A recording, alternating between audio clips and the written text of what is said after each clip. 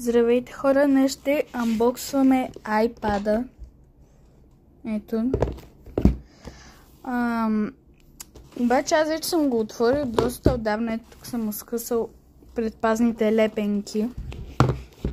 Ето така. Ето го. Тук обаче не питайте защо е счупен. Не знам дали се вижда много добре. Дълга е история. И цветът е много хубав.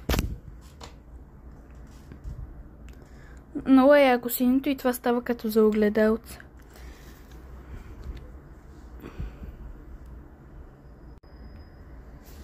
Ето. Айде бе.